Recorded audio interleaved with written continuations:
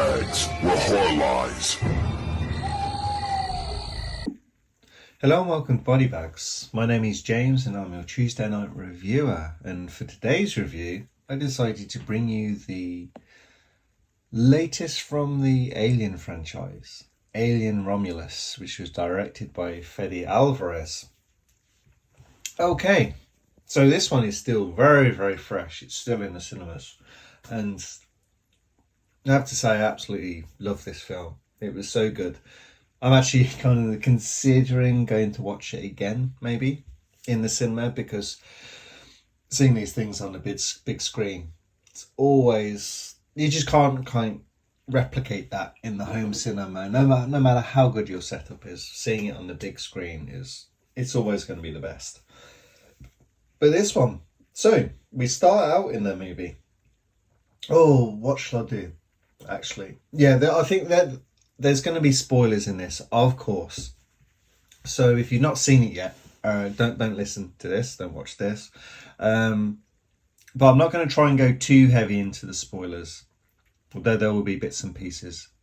But anyway, so we start off and we have a Weyland-Yutani spacecraft, and it's in the wreckage of the Nostromo. It's flying through, and we find the, oh, what would you kind of say it?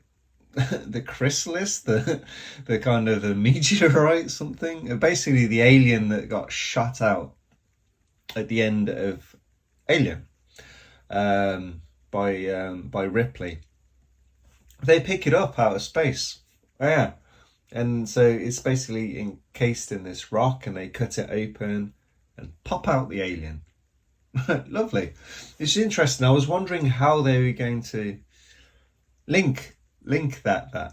Unfortunately, I had this spoiled for me by a stupid trailer that it just popped up on the screen like the day before I watched it, and I was like, are you kidding me? I mean, I would have seen it straight at the start of the movie, but I hate trailers. I hate trailers for doing that. They just give shit away all the time. It was extremely annoying that I actually saw and looked away and could hear what it said as well. So it's like, it said it right at the start. But anyway, that's how that is. Then actually we jump ahead, and then we are at Jackson Star Colony with our main character, which is Rain. She's working in the mines, and she has a what she calls a brother, but he's not. He's a synthetic, and he's like a synthetic that has issues. He doesn't quite work properly and things like that. She's been working there long enough that she can get off the island, leave the star, basically. Well, leave the colony. Because this is quite interesting. So aliens will see the colony. It's this really nice setup. You have like these people working. We obviously have the kids on board. But that seems to be like the higher class, the working class. Okay, so everyone's getting all these like lung diseases and dying off, and they're getting cancers and stuff like that, because they're the ones actually working, doing the terraforming, doing the mining.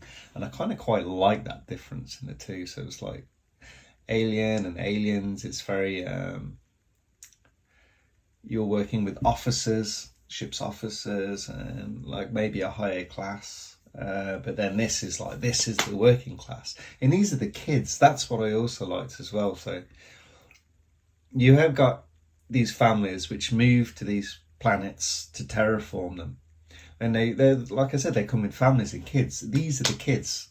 And these kids are a bit grown up, and they're the one that now work in the colonies. They work in the mines and stuff like that, right, and do the terraforming. And I kind of really like that bit. But anyway, I'm dragging on. Basically, she has some friends, and they have an idea. They want to. There's a place where they're going. I can't remember where it's called now, but it's Vega.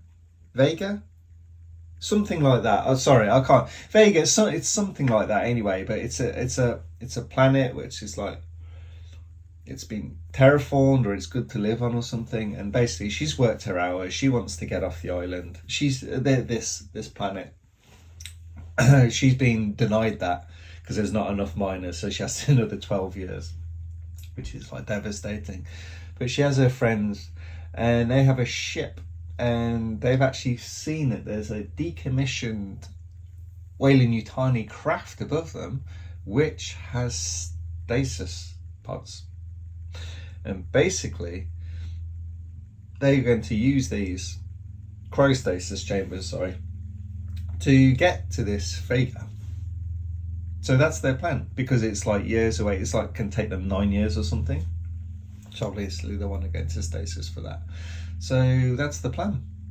Basically, they go up there, and it's actually like this.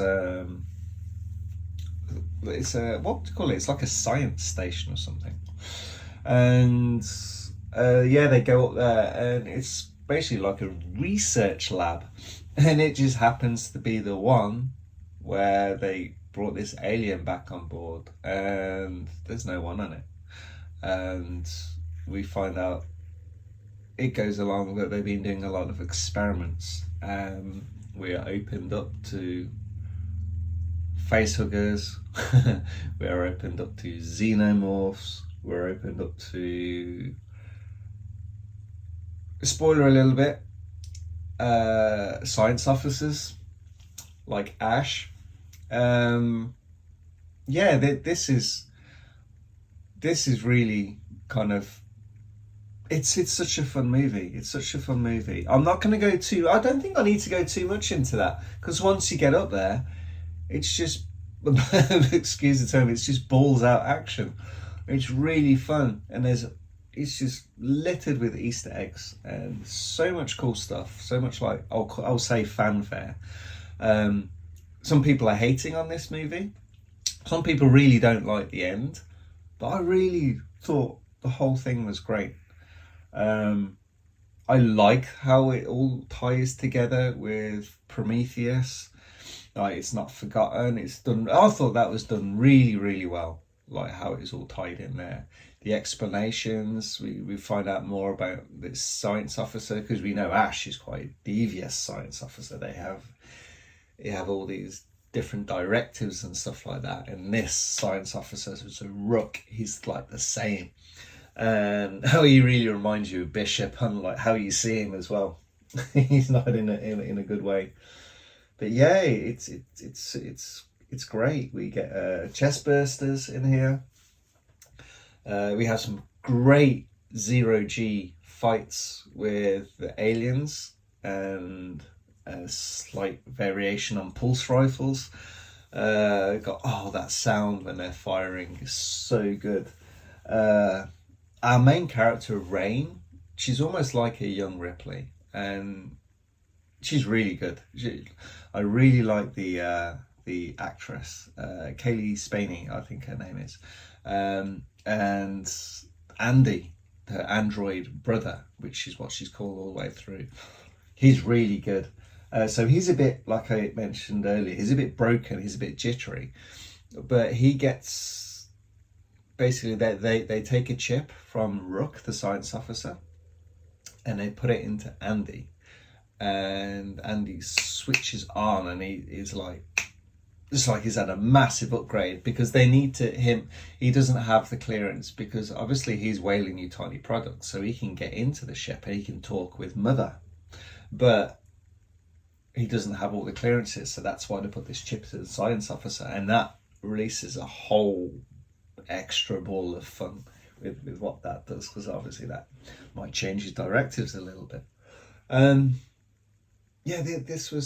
It was just so much fun. It's like, just like as soon as you get up there into space, you open up and it's like you see the air vent for the first door, and like, the air vent. You see the Reebok trainers. There's just so much. There's even there's a link at one point with Alien Isolation, the game. There's a medikit kind of thing on the wall, and those are the save points for the Alien Isolation game. And how you are kind of sneaking around, it's like, it's a good mix of sneaky quiet and an action. There's this really great scene, like adjusting temperatures. So you are blind from, well, not you're blind, you make like the facehuggers blind. So they adjusted this room temperature so they're the same temperature, so they can't see them, and it's all sneaking through because that's how they hunt on heat signatures, but also sound. It's starting to sound a little like Predator, this, isn't it? But yeah, I'm not going to actually touch right at the last 10 to 15 minutes of the film. That is where it's dividing a little bit of fans, I think. I think that there are some issues people are having with that. I didn't personally.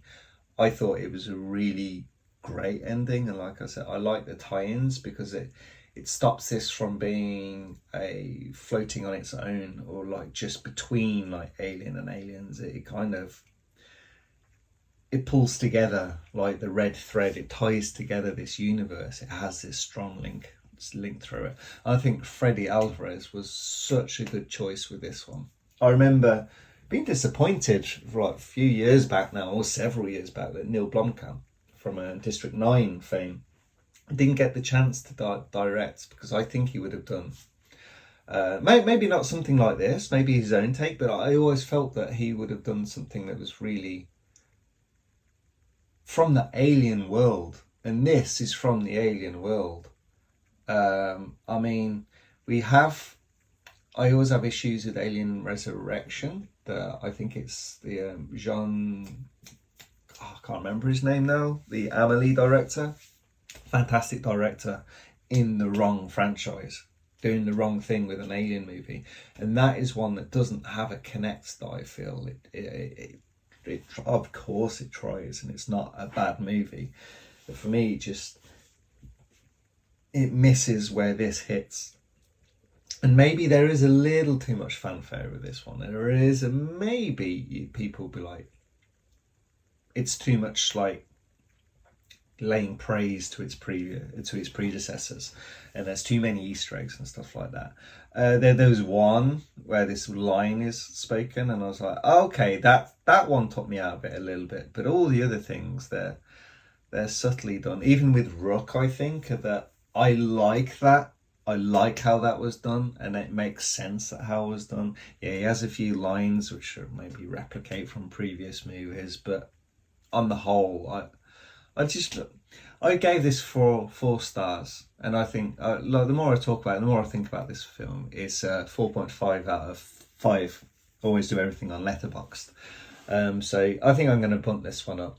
But thoroughly enjoyed this movie. Really enjoyed it, and I think I'm going to try and get to see this for a second time at the cinema. I think definitely. But that's kind of, I know I only gave a small little kind of feed into what the movie was at the start, so really just the first act. But then we know it just goes all out as soon as we get up there. But all out as in not just all out action constantly, but you are constantly on your toes. I read somewhere that there was a couple of people who had issues with the pacing with this. I love the pacing. The pacing, to me, it feels the tension is there the whole time, so it keeps that pacing it keeps it going, like even through the slow beats. It's not slow because there's fear there, there's anxiousness. You have anxiety watching some of these scenes because they're done so well. And then when the action's there, boom, it's just, this is an alien movie. It fits so well within the franchise. And thank you, Freddy Alvarez. Let's see if there's a continuation. Maybe if he makes another one. I don't know if it can be a sequel to this. I feel that this kind of did what it needed to do. Maybe he pops up somewhere else in the timeline. I don't know. I really don't know. We'll have to see. But from what he did here, thank you. And I think you really need to do another Alien movie. But that's the end of the review, and well, more about my thoughts and my happiness towards this film. I hope you guys enjoyed it, and I'll catch you next week. Thank you. Goodbye.